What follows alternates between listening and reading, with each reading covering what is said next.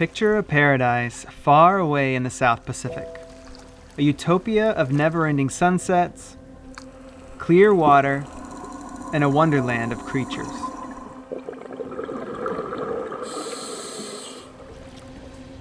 Now, imagine 77 of them.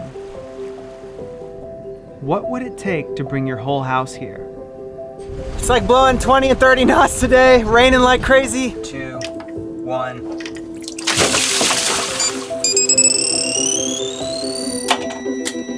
I found where it's leaking! I found it! It's totally rusted out, which means it's trash. So what's up? I think I found another leak. Kind of a beatdown. Wait, hold on everyone, jeez. Gotta go. Uh-oh.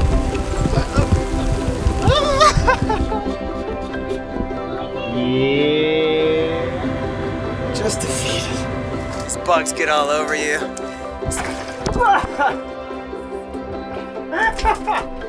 Yes, it's leaking. Nope. Let's see.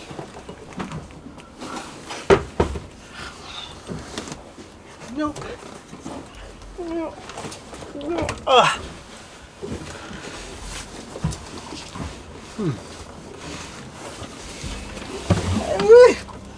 Okay, that's it.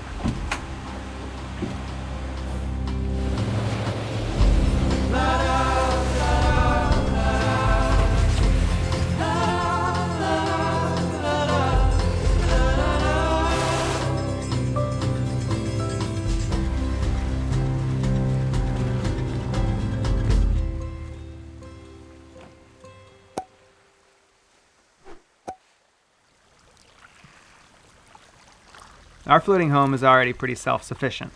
We turn seawater into drinking water, harness our power from the sun, and raise livestock for food. But it takes a lot to keep this floating world of ours going, especially when we're preparing to set sail and spend months exploring the Dangerous Archipelago. And our first item of business is... Provision. Our rule of thumb is, if we're planning on 2 months, we stockpile enough supplies for 4. That is the size of my head. We have to take everything we need to survive. Salt caramel brownie or chocolate caramel cookie. And this goes beyond food. We double check our medical kit, fuel, and liquid courage supply. We're gonna run out of gin. Prepare to be disconnected. Cell phone towers and Wi-Fi will be mostly non-existent where we're headed. This is a double-edged sword. Disconnecting is good for the soul, but it can be bad for business. Working away. Decent internet. Gotta work. Hard. Smart. Smart. Fast. Quick. Don't make me think about talking to the camera. So we do our best to schedule videos and make sure all our bills are paid before setting sail. We have some SATCOMs for emergencies, staying up to date with weather, and letting friends and family know we're safe, but it's limited and comes at a premium. There's our website. Maintenance. This one always involves a ridiculous amount of cleaning. Cleaning, cleaning, and more cleaning. You know, you've been somewhere far too long when the dang birds think your boat is a tree. Look at that! Then of course there's the mechanical checks It's full. and the lubing of all the moving bits. Repairs. It's another perfect day here. Now, hold on. Let me try that again. It's another hot and muggy day here in French Polynesia. And it's lit a little fire under my butt to repair this AC. We've got it set up with the easy start so we can run it off the batteries, and just freaking hasn't been working. So, I've been troubleshooting. I think it might be the circuit board. Thankfully I have a spare. We will see. Also, I got a fridge guy coming because the fridge is still broken. Fixing broken stuff is a never-ending task on a boat, but the last thing we want to do is set off to a remote area, far, far away from help and spare parts, with a bunch of broken stuff. There's a leak in the compressor below me here for the air conditioning unit. Do you need an AC? Do you need a refrigerator? The answer is probably yes to both. Despite having all the spares in the world, we live in a salty and harsh environment. It is not a pretty day. Mother Nature works against us in many ways, and sometimes she doesn't let up. It's another crazy, super duper windy day.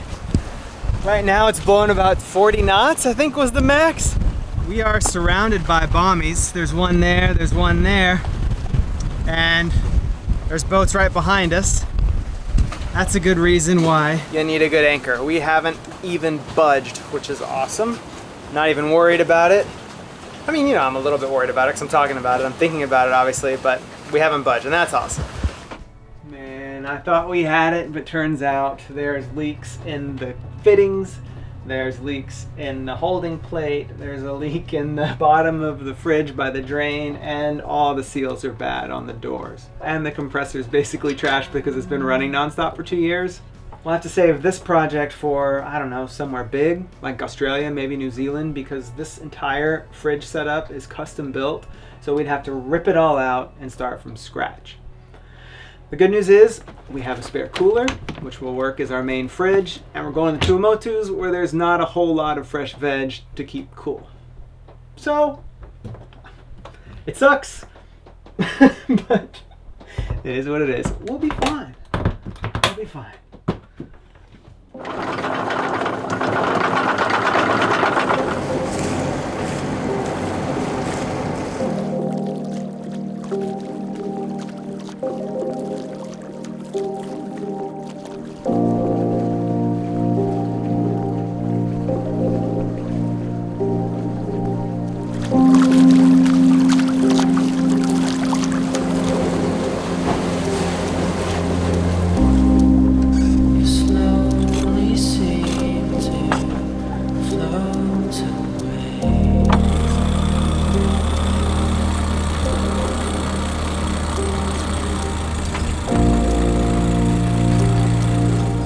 Well, I don't know how much sailing we're gonna do, but the sail's up.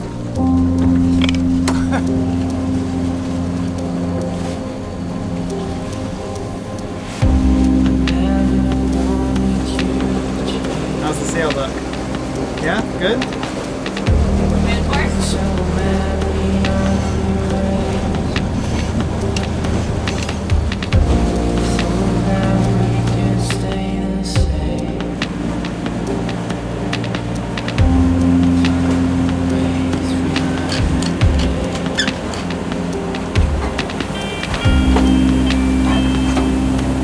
I don't know what this is. I'd like to say maybe it's like an East meets Texan. I don't know. I've got corn crepes that I made. I'll share the recipe for those. And with brie and raisins. This is like a menage a trois of grains and lentils, carrots, spring onion, and then arugula and grapefruit salad. Lunch is served.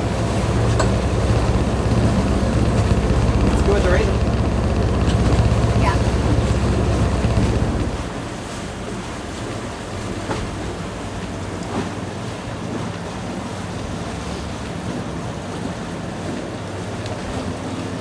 No, I don't have food. I do the cooking, you do the cleaning. And that's the agreement on the seas are this calm. That's usually the agreement. Well, the agreement at anchor too. Okay, whatever. Yeah. You know what I'm saying. The person who cooks doesn't Yeah. have to do the cleaning. Yeah, and I probably have stuff in my teeth. It was really good. Really, really good and healthy. Our last salad probably for 2 months. Could be. Yeah, there's not many greens where we're going. Speaking of, I don't think we haven't said where we're going. I had to look on the chart. It's an atoll and the Tuamotus. One of 3 atolls that are made exclusively out of coral. But raised. Raised. Yeah. Right. I told you I need to look on the chart. God, I'm gonna get my facts wrong. Alright, fine. This is where we are going, which is Makatea. And it is one of 3 atolls in the Pacific that are raised. So it's still made, all atolls are made from coral, I think. Now I'm gonna be lying, but anyway, it's raised coral, which is supposed to be very unique, and it's supposed to have a unique history, and I'm not even sure if we're pronouncing that right, but I will ask as soon as we get there so I don't continue to butcher it over and over. And there's caves. And yeah, that was the big reason we wanted to go, is it said there were some, I think it's above water caves that you can explore. Yeah. So yeah, sounds cool. That's where we're headed, but not very soon.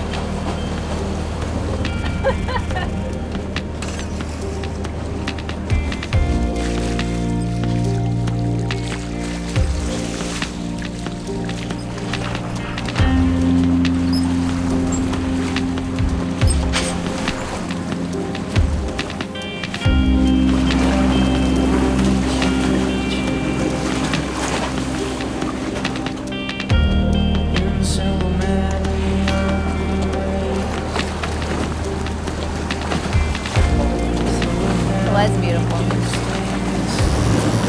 Nothing to stay.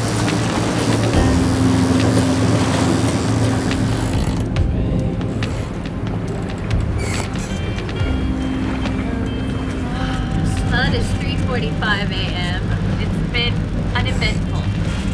Lovely, but uneventful.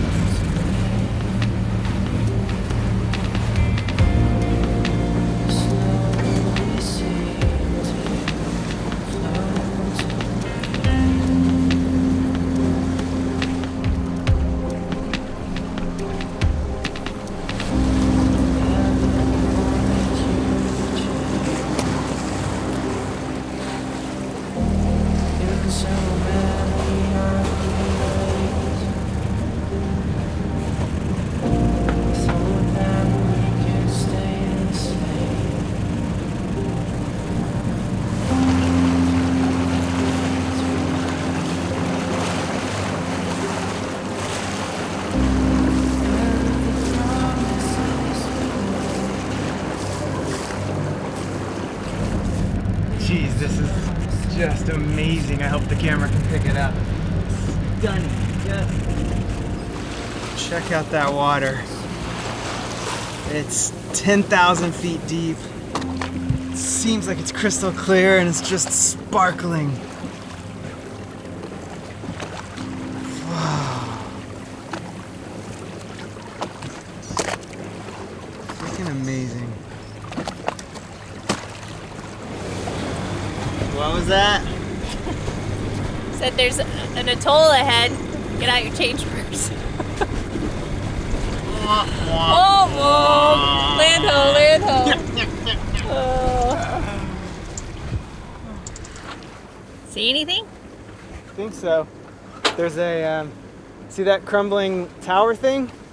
Cylinder tower? Okay. There might be a mooring ball in front of that. Okay. There's somebody there in a truck, so maybe they can help us find it if we don't see it. Or they can tell us to get the hell away. You were right, yeah. Privé. Wow, it's stunning.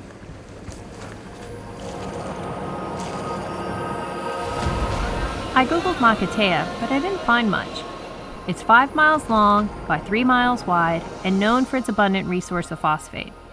The British and French both mined here in the early to mid 1900s, and that's about all I found.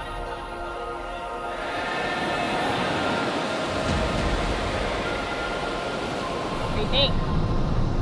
Enough clearance around it? I don't think so. Right? It looks sketchy. Looks too close. Only thing you could do would be to like drop the dinghy and go scope it out. Well, this is definitely a first atoll, but first anchoring situation like this. There are what looks like a couple of mooring balls, but it is so close to shore, so it's a little nerve-wracking to say the least. Jason just took the dinghy and he's gonna go talk to the locals and see if they speak English, and if they say yes, it's safe. And if not, then we'll see. But man, it looks so sketchy. So sketchy.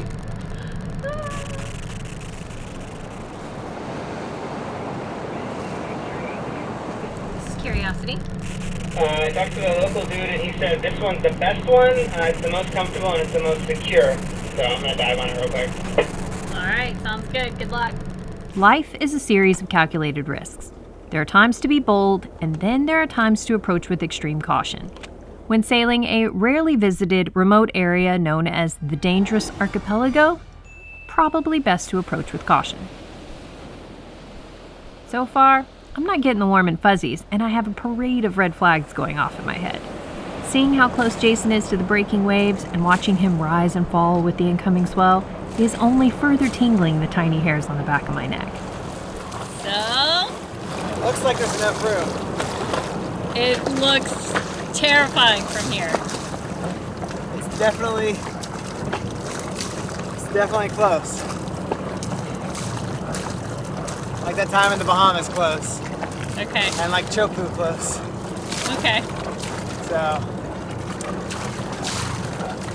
I'll tie the mooring on really tight, and then you just stay at the helm, and if you feel like it's Too close, we'll... close, just go forward, I'll throw it off. Okay. I'm 20 feet. Okay. Slow it down. The sea is ideally calm, but we have an unfavorable southwest wind that, combined with the incoming swell, will keep our stern right on the edge of those breaking waves and uncomfortably close to the reef. Then, the mooring is down at 170 feet. That's deeper than we can scuba or freedive, which means we can't inspect the quality or the strength. Have the fender hold on. Okay. I don't know. I still feel like if we turn around, we're right on the edge of where that's crashing. I'd say let it go. Okay. In this instance, the risk isn't worth the reward. I think it's too close.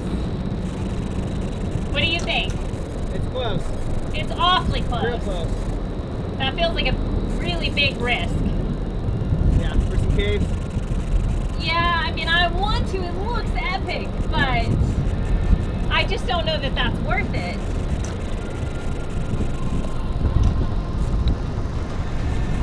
Ah, I hate this. Yeah.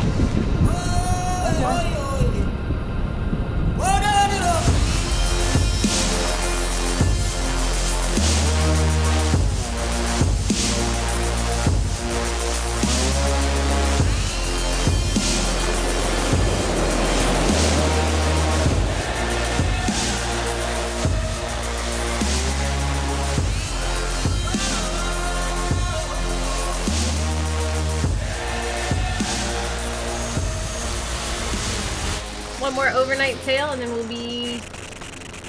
Ooh, I don't know the name of the next one either. We'll tell you when we get there.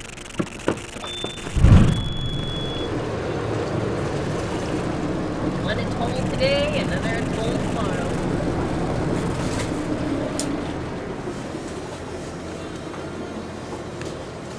That's the sunset. It may seem a shame to have sailed all this way and not set foot on the island. But that's the life of a sailor, and surprisingly, I'm not disappointed. Quite the opposite, really. The sky is a kaleidoscope of color. The seas are at peace, and I'm filled with gratitude to have pointed my lens at a sight that so few have. Together, we've seen another tiny blip of this planet that before sailing here, I didn't even know existed. So, I say, mission accomplished.